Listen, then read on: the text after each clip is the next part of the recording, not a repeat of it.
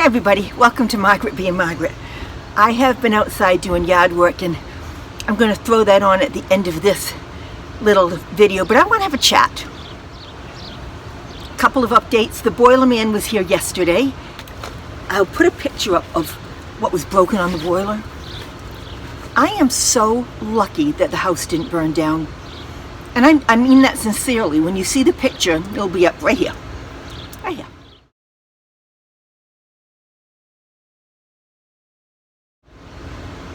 That looked like it was in a day or two away from exploding. It was cracked. The whole housing was cracked. It was so funny because the boiler guy came into the house with it to show me and said, I have never seen this before. He was surprised. I didn't flinch and he just kind of looks at me. But that's what I want to talk about. Life.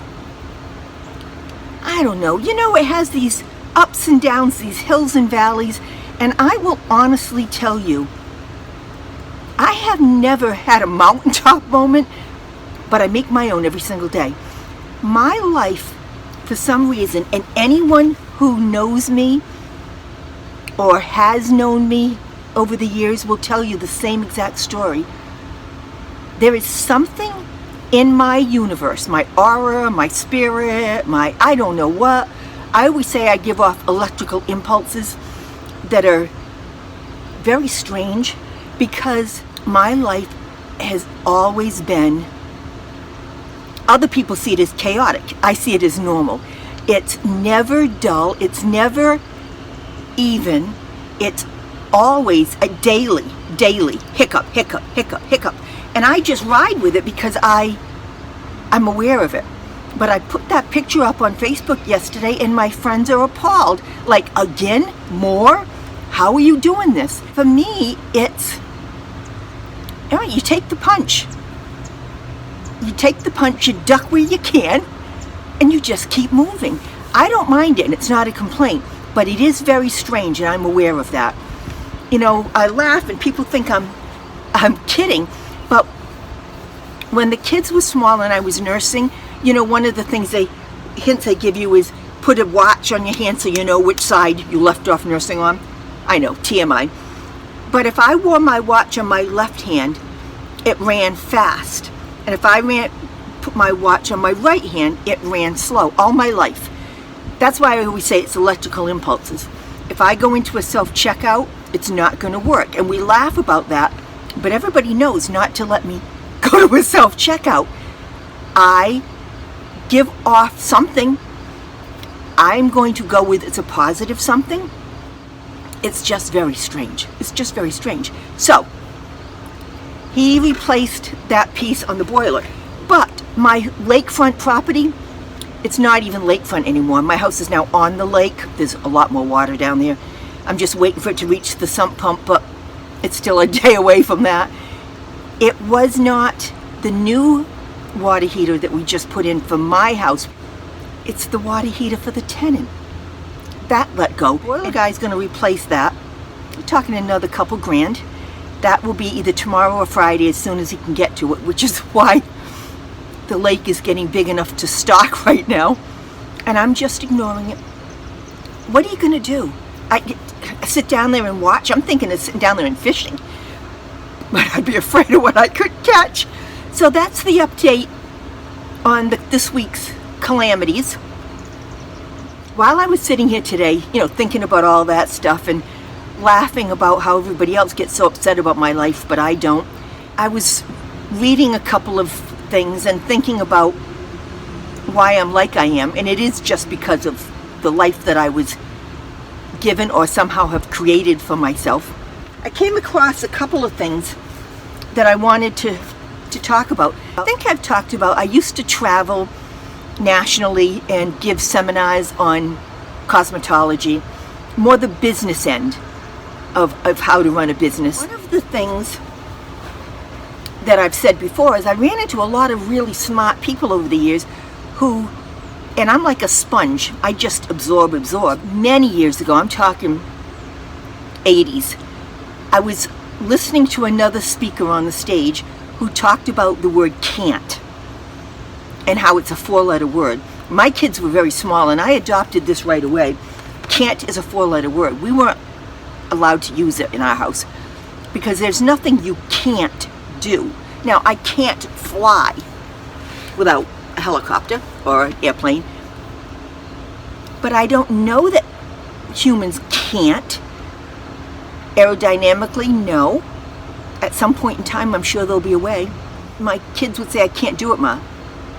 No, find another way. And in my brain, I do that, find another way. If this isn't working, find another way. I cannot commit murder. Yeah, I could. I hope I never do.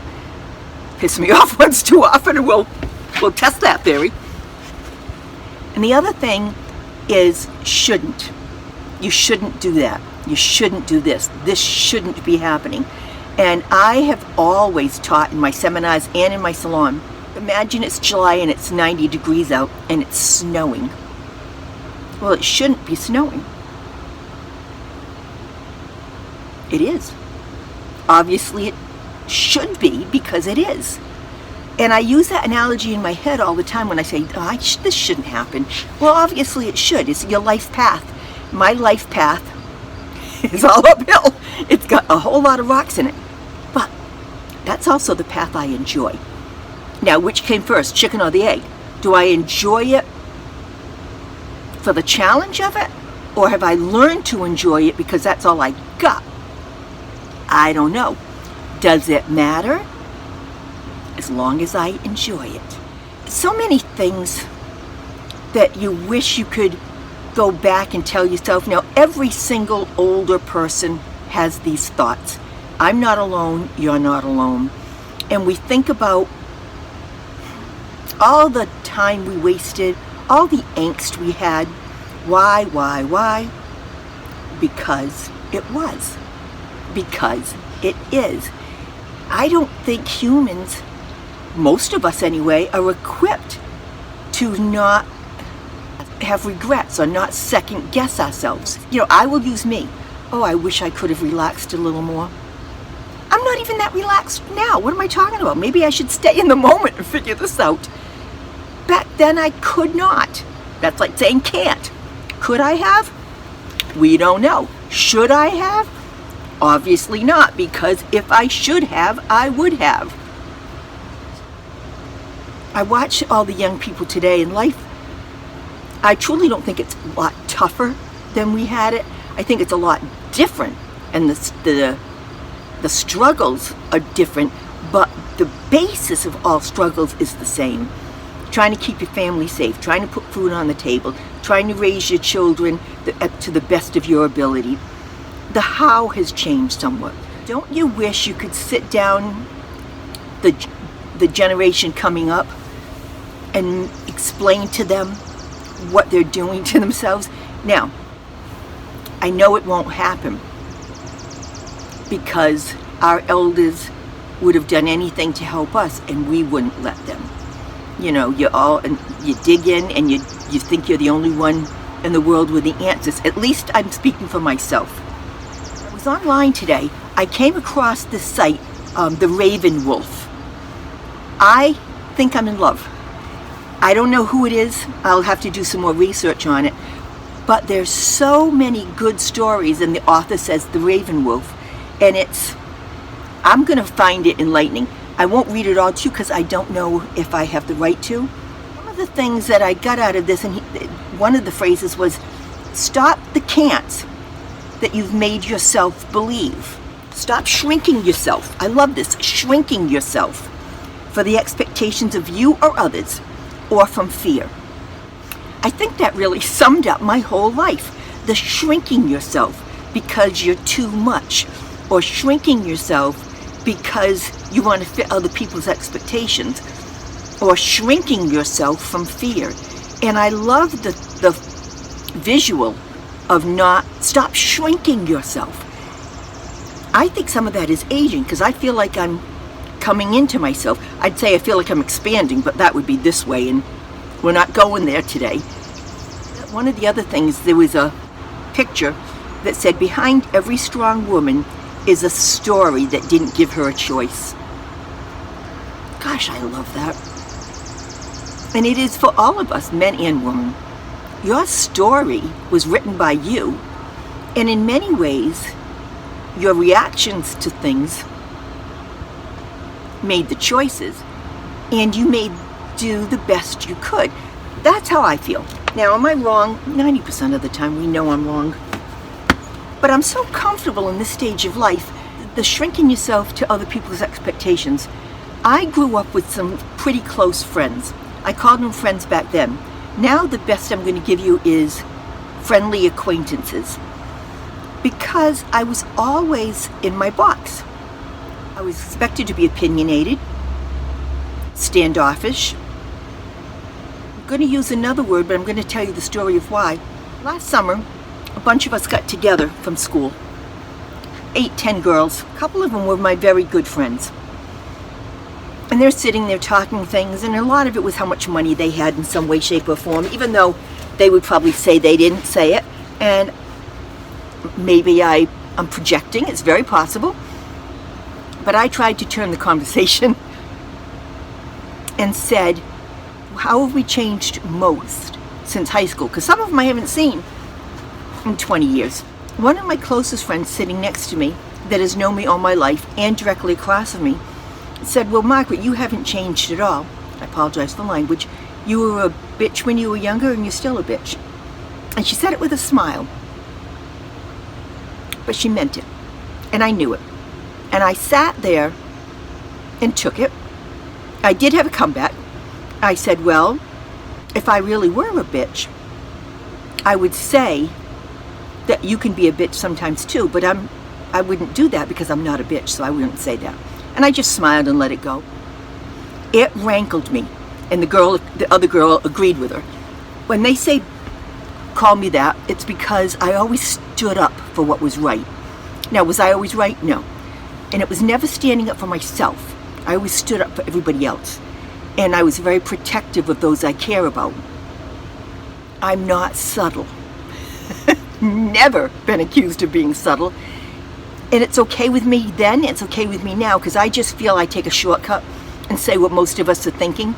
Now, doesn't mean I'm right, and maybe nobody else thinks that but me, and then I've really just need emotional and mental help. And I know I'm even okay with that. But I've started to I have cut all those relationships out this year. I cut out any of the relationships that were no longer serving me. I think that's age. I think that's self-awareness, self-confidence, or self-protection. I don't need those friends, and I think most of us can understand that. We've all changed. I've changed just as much as they have, and we've gone in different directions. I've done plenty of hurtful things to people in my life. I was going to say not intentionally, but some of them probably were. I get to take out the probably and own it. Some of them were. And for that, I'm sincerely sorry, and have tried over the years to be more thoughtful and to say when I appreciate somebody, I let them know that. In my mind, I do it all the time. I don't know if that's a fact, but I let those friendships go. You know, I've just blocked them out of my social network, blocked them out of my life. I'm sure I'm not even missed. And there's, others that I reach out to all the time. I instigate the contact. And those people I've given up on. I'll smile, I'll say, how are you? But I don't enjoy that feeling of rejection, real or imagined. And I think that's all part of the aging, or getting healthier mentally, or, again, self-value. That's what I wish I could figure out a way to teach the younger generation. That self-value, self-worth, and not to shrink. That doesn't mean be combative. You don't have to be a bitch. But just having the gentle way of walking away and protecting yourself without all the angst that goes with it, I don't know that that's possible when you're younger. And I just think that's a shame. Some of us would call it wisdom. I don't know if it's that. I know that my life could have been so much calmer even if it was just internal calmness, if I had understood that I don't have to please everybody in the world, I don't have to either be the best at everything. I do, because of my makeup, have to be the very best I can be, but I don't think that's a bad thing, and I'm okay with it if it is. I wish for all of us that we could find a way to be more helpful to the next generations behind us. I don't want to make their lives easier. You need to experience it all. It's your life. You need the hardships. It's part of life. I'm not going to make it easy for you. I'm not going to make it harder for you, and I wish you didn't have the hard parts, but it's your life and your journey, and I wish that for everybody, but I wish their journey could be less internally painful. And I think that's what it is. I love the outside world. I'm sitting here on a gorgeous day. The sky is bright blue. I'm healthy. I have a roof over my head. All the things that we really need. I guess what I'm asking today, in my own special way, is how can we help? You can do that, and I do. Smile at every stranger. Tell every mother that they've got a cute kid, or talk to just smile at the kid and wave. I do all the things that you can do with strangers to make them feel good. Tell somebody they have a beautiful shirt on. All of that stuff we should all be doing, because that doesn't cost us anything, and it does help, and I've said that before. But is there a way we could be doing more? We've got this unbelievable opportunity in the world today to reach people all over the world, which I'm doing just talking to you now.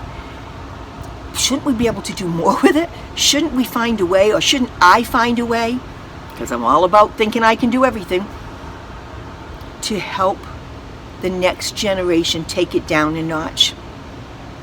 To make them understand that you don't need. What you need is to spend time with your kids. What you need is to have a tribe. And we need to go back to before us, where we all lived in a community. We all lived in the same cave. And we learned from the elders, and the elders got joy from the youngins.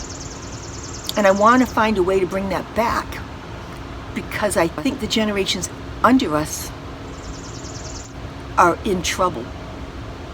I think they have too much on their plates. I don't know how we can help. And I'm truly saying, can we talk about it? We've got to find a way to help. How can we reach the masses? How can we help? I know we can help one at a time. How can we help many at a time? I guess that's my challenge to me, and I want your help. I just finished doing the cleanup in the yard. Not a perfect job, but a good job. And I'm going to show you the little bit we did, because we always do it together. I'm going to enjoy the rest of this day. I hope you're enjoying it too, but I do want some feedback, please. And if you like it, subscribe and share. I'd appreciate it. I'll see you next time for our deep conversations and how we're going to fix the world. Good afternoon. Welcome to Margaret being Margaret. This is it. I'm going in. I did all the trimming the other day, and I have been fighting picking up all the stuff I cut. I don't want to, but it's a beautiful day, and it's time to get to work. Let's go.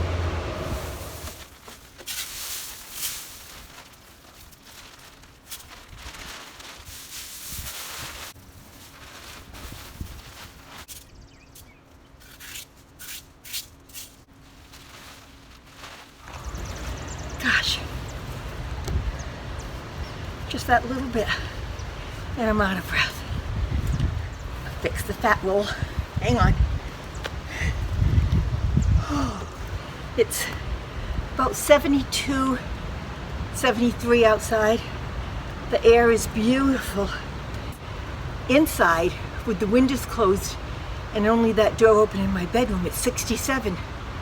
So I've been sitting there all day, enjoying it, and forced my butt off the couch to come do cleanup. And really, the front was a piece of cake. The back, there's a crap load to do. Let's get going.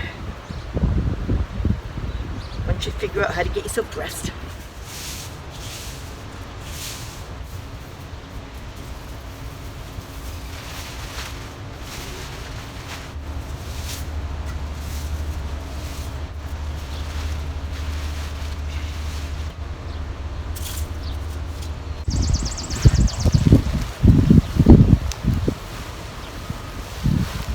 Okay, cleanup is done.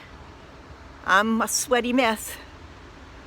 Thank you for coming along with me. Hope you have a great rest of your week, and I'll see you again. Thank you.